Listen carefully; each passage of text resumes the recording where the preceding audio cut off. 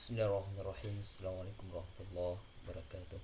Beri syukur kepada Allah Subhanahu wa taala dan salam salam kepada Nabi besar Muhammad sallallahu alaihi wasallam. Sebelum kita melanjutkan proses belajar kita pada kesempatan kali ini, sejenak kita bacakan Ummul Quran Al-Fatihah.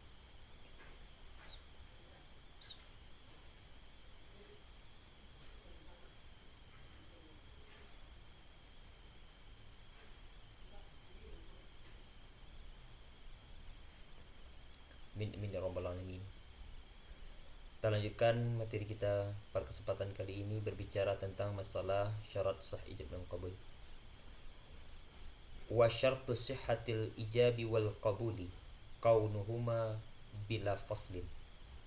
Dan syarat sah ijab dan qabul keadaan keduanya tidak dibatasi.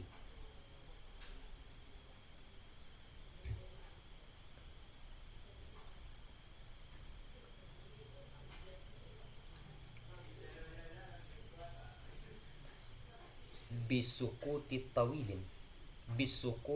tawilin yaqa'u bainahuma bi khilafil yasiri.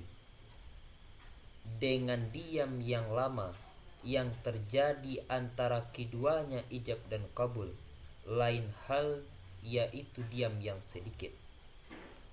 Wala takhallu lil lafzi wa in qalla ajnabiyyin anil aqdi bi allam yakun min muqtadahu wala min masalihihi.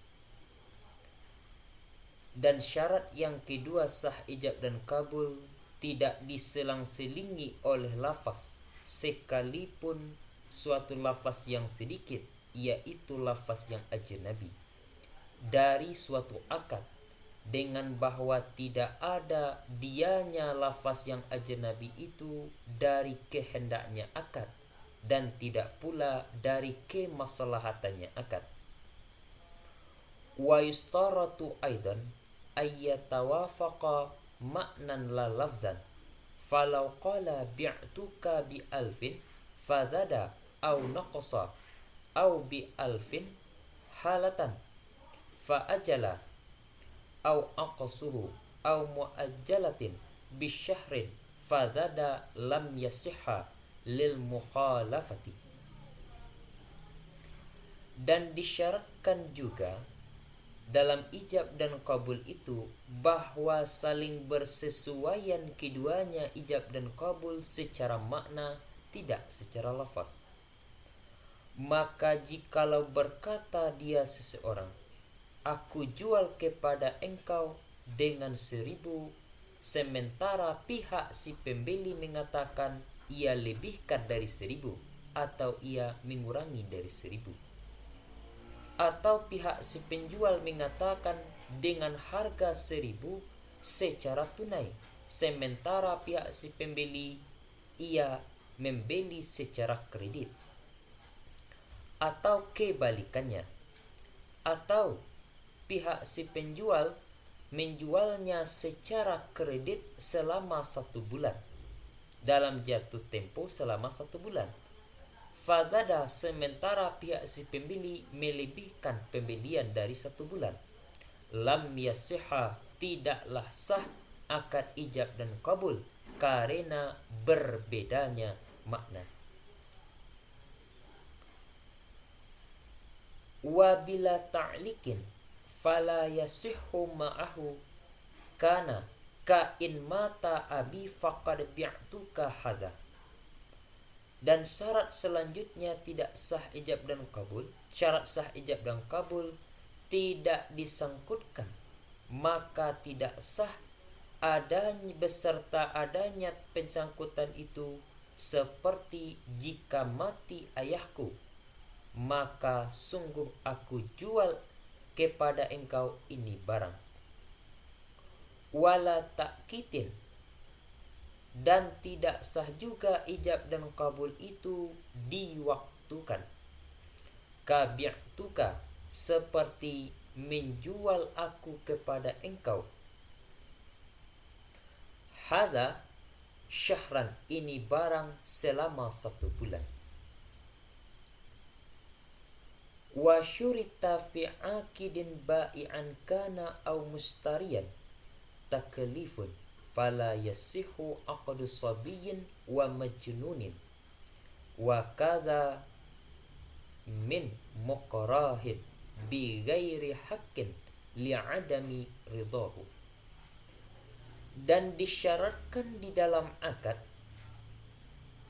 sebagai penjual adalah orang itu atau sebagai si pembeli yaitu mukallaf, maka tidak sah akad anak-anak dan orang gila dan seperti itu dari orang yang dipaksa bighairi haqqin, tanpa ada hak orang itu untuk memaksa orang untuk menjual, karena tidak ada kerelaannya orang yang dipaksa tersebut.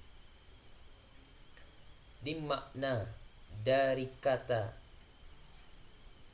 bighairi haqqin di sini, kalau kita lihat di dalam, orang yang tidak ada hak untuk menjual tersebut adalah yaitu bahwa posisi orang wa qauluhu bighairi haqqin kharaja bihi, keluarlah dengan kata itu sesuatu yang ada dia seseorang mempunyai hak, seperti ka antawajjahu alaihi bai'i malihi liwifa'id daini, seperti bahwa menghadapkan dia seseorang atasnya perkara untuk menjual hartanya untuk melunasi hutangnya, fa aqrahahu, kemudian memaksa orang tersebut oleh si hakim atasnya orang tersebut, maka sesungguhnya sah hal yang demikian. Maksud dari kata bighairi haqqin ini telah kita sebutkan, yaitu orang yang tidak mempunyai wewenang atau tidak mempunyai hak untuk memaksa seseorang menjual hartanya. Kenapa? Karena tidak ada kerelaannya orang itu. Wa islamun litamalluki raqiqin muslimin la yu'taku alaihi, dan disyaratkan juga Islam bagi orang yang menerima budak yang muslim, tidak memerdekakan dianya orang yang menerima itu atasnya budak. Wa kadza yustaratu aidan islamun litamalluki murtaddin alal mu'tamadi, dan selanjutnya seperti demikian itu juga disyaratkan Islam bagi orang yang menerima orang murtad atas suatu pendapat, lakinnal ladzi firraudati wa asliha sihhatu bai'il murtadi lil kafiri. Tetapi yang ada di dalam kitab Ar-Raudah dan di dalam asalnya kitab Ar-Raudah, yaitu sah menjual orang murtad kepada orang kafir. Walitamalluki syai'in min mushafin yakni ma kutiba fihi Qur'anu, dan disyaratkan juga bagi orang yang menerima sesuatu dari mushaf, yakni yang dimaksud dengan mushaf adalah sesuatu yang ditulis di dalamnya, yaitu Al-Quran.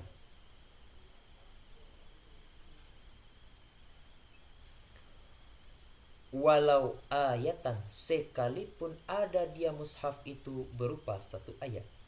Wa in usbitat li ghairi dirasati kama qalahu syaikhuna, sekalipun diperuntukkan dianya mushaf itu untuk selain pembelajaran, sebagaimana telah mengatakan pendapat itu oleh guru-guru kita. Wa istaratu aidan adamu hirabati mayyashtari alata harbin kasaifin wa ramhin wa nusyabin wa tursin wa dar'in wa khailin bi khilafi ghairi alatil harbi walau mimma ta'atta minhu kal hadidi iz la yata'ayyanu ja'luhu uddata harbin wa yasihhu bai'uha lidzimmi ay fi darina.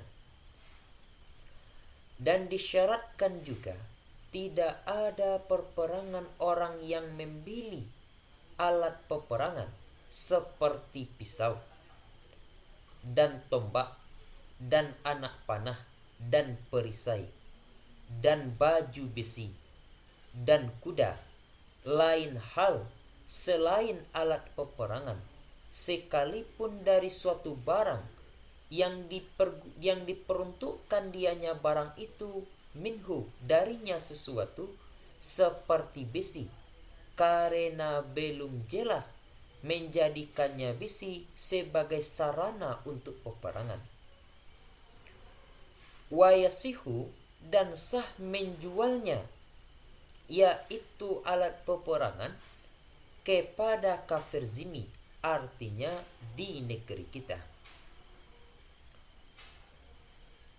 Wa syurita fi ma'qudin alaihi mustaminan kana aw thaminan milkun lahu ay lil aqidi alaih, fala yasihu bai'u fuduliyin wa yasihu bai'u mali ghairihi zahiran in bana ba'dal bai'i annahu lahu ka an ba'a mala murithihi zannan hayatuhu fabana maitan hina izin liyatabayyana annahu milkuhu wala athara lidhanni khata'un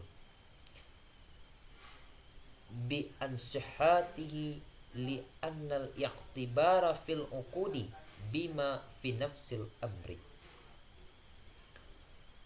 Dan disyaratkan pada barang yang diperjualbelikan atau ma'qud alaih, disyaratkan pada objek barang adalah dia atau berupa harga adalah milik baginya orang, artinya orang yang berakad atasnya barang, maka tidak sah jual beli fuduli. Tidak sah jual beli fuduli. Yang dikatakan jual beli fuduli adalah menjual barang bukan milik kita. Fala yasihu bai'u fuduliyin wa man laisa milkan wala wakilan wala waliyan. Dianya adalah orang yang tidak ada orang itu sebagai pemilik barang dan tidak pula sebagai wakil dan tidak pula sebagai wali. Wa innama lam yasihhu bai'uhu, lam yasihha bai'uhu, hanya saja tidak sah menjualnya barang secara fuduli, li hadithin, karena berdasarkan hadis la yabi'u illa fima yumliku, tidaklah menjual seseorang kecuali pada suatu yang memiliki dia orang. Diriwayatkan oleh Abu Daud dan lainnya Abu Daud. Dan sah menjual harta orang lain